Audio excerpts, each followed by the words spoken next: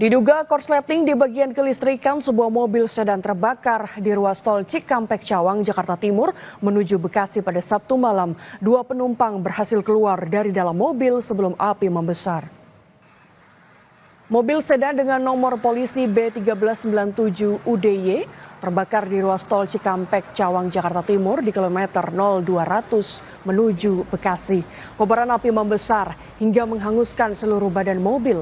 Dua penumpang mobil pasangan suami istri ini berhasil keluar sebelum api meluluh lantakkan kendaraan. Dugaan sementara, kebakaran akibat terjadi korsleting di bagian kelistrikan. Kurang dari 30 menit api dapat dipadamkan.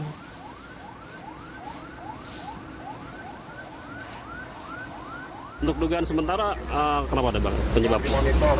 Biasanya sih dari kelistrikan. Karena mobilnya cukup tua ini. Biasanya dari kelistrikannya udah lama ya. Jadi pas atau apa. Jumlah personel totalnya ada 7. Untuk proses pemadaman berapa lama bang?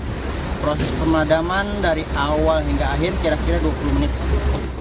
Saudara, diguyur hujan 2 jam, Jalan Raya Serang kilometer 10 di Kecamatan Curug, Kabupaten Tangerang, Banten terendam banjir dengan ketinggian 40 cm. Selain membuat sejumlah sepeda motor mogok, banjir yang diakibatkan buruknya sistem drainase ini juga sempat membuat arus lalu lintas macet hingga 2 km. Sejumlah kendaraan bermotor yang nekat menerobos banjir mengalami mati mesin. Selain membuat motor mogok, arus lalu lintas dari kota Tangerang menuju Kabupaten Tangerang maupun sebaliknya mengalami kemacetan hingga 2 km.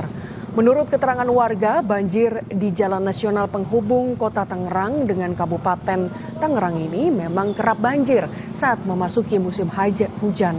Warga berharap adanya perbaikan saluran drainase dari pihak pemerintah agar banjir tidak lagi mengganggu aktivitas para pengendara yang akan melintas.